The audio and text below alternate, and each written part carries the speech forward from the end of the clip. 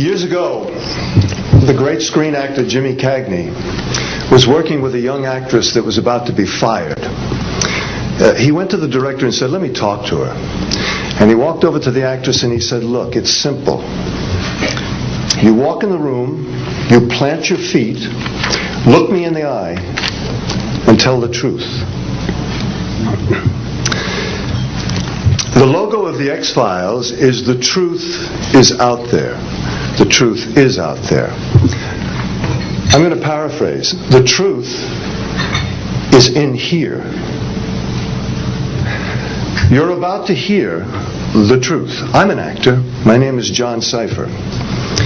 For 7 years, I walked through the door, planted my feet, and tried to tell the truth as Chief Daniels on Hill Street Blues, as General Craig on the hit sitcom Major Dad. I was 2 years on Dynasty, year on Knots Landing. I've done 5 afternoon soap operas, 12 Broadway shows, and 20 films. One of the Broadway shows I did was the great musical Man of La Mancha on Broadway. I was Richard Kiley's original understudy. I sang the words to dream the impossible dream, to fight the unbeatable foe, to bear with unbearable sorrow, to run where the brave dare not go. I'm here to introduce your host this morning, Dr. Stephen Greer. He's a man who is running pell-mell where the brave dare not go. He was an emergency room physician. In fact, the director of emergency medicine at a major hospital in North Carolina. 3 years ago, he sat his wife and his 4 daughters down and said, "I've been doing this part-time, running after the truth, for 7 years now. Now I'm going to do it full-time." He walked away from all that money to pursue the truth. I always think of Hamlet's great line to Horatio, "There are more things between heaven and hell than are dreamed of in your philosophy, Horatio." I'm going to introduce a man who says, there are more things between heaven and hell than any of us have accepted. And I have the witnesses and the documents to prove it. Ladies and gentlemen, Dr. Stephen Greer.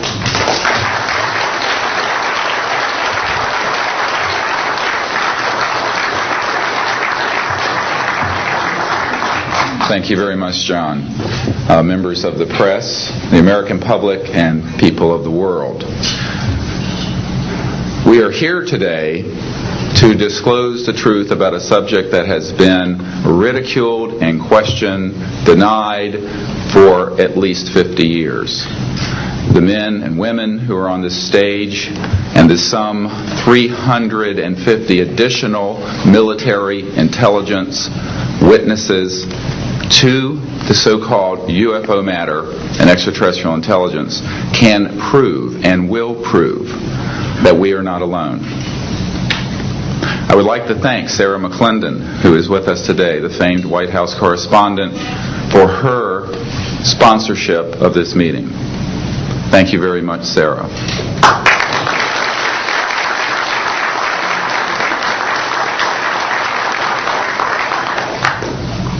In 1993, a group of military advisors to this project and I met out in the countryside in Virginia.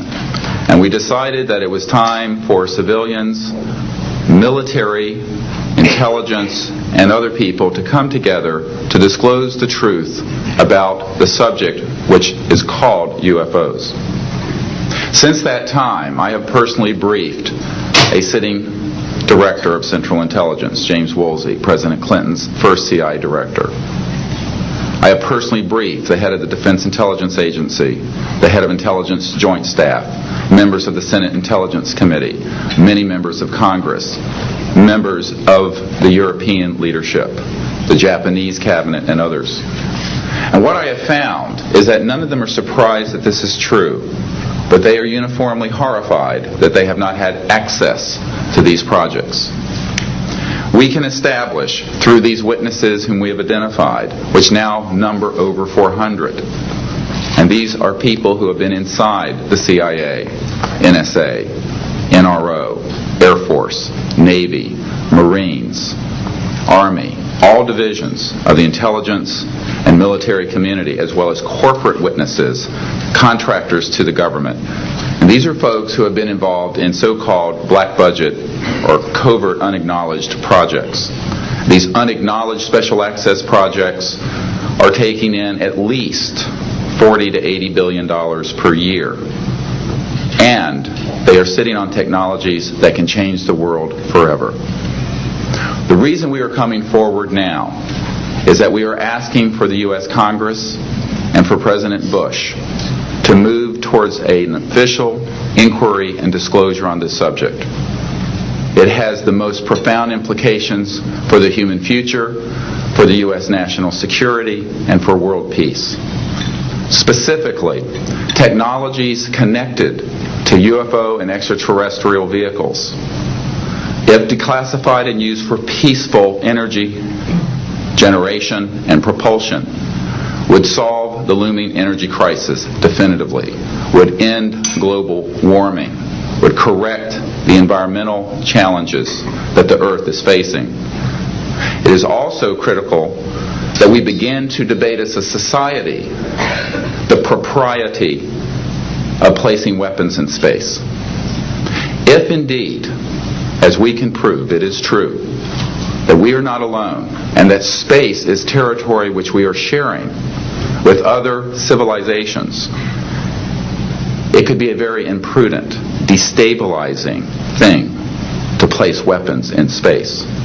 This is not being debated because it is off the national and international radar screens. It needs to be placed on it, and we are here today to do it. We can establish through this testimony that these objects of extraterrestrial origin have been tracked on radar going thousands of miles per hour, stopping and making right-hand turns. That they use anti-gravity propulsion systems, which we have already figured out how they work in classified projects in the United States, Great Britain, and elsewhere. That these objects have landed on terra firma, at times have been disabled, and have been retrieved specifically by teams within the United States, that extraterrestrial life forms have been retrieved, and their vehicles have been taken and studied thoroughly for at least 50 years. We can prove through the testimony and documents that we will be presenting that this subject has been hidden from members of Congress and at least 2 administrations that we are aware of, presidential administrations, and that the Constitution of the United States has been subverted by the growing power of these classified projects, and that this is a danger to the national security. There is no evidence, I wish to emphasize, that these life forms from elsewhere are hostile towards us, but there is a great deal of evidence that they are concerned with our hostility. There are times when they have neutralized or rendered inert the launch capabilities of intercontinental ballistic missiles. Witnesses here today will describe those events to you. They have shown clearly that they do not want us to weaponize space, and yet we are proceeding down that dangerous path. And it will be established that these projects, because they have not been supervised properly by the Congress, by the U.S. President, by the international community, have become a threat to the national security. And for this reason, we feel we must disclose the facts. This is the beginning of the campaign for disclosure. And in a memo that I wrote to President Bush last week, I've stated that this campaign will persist until our goals are met. And they are as follows: that we have open, honest hearings on the subject in the U.S. Congress, that there would be a permanent ban on the weaponization of space or the targeting of any objects of extraterrestrial origin,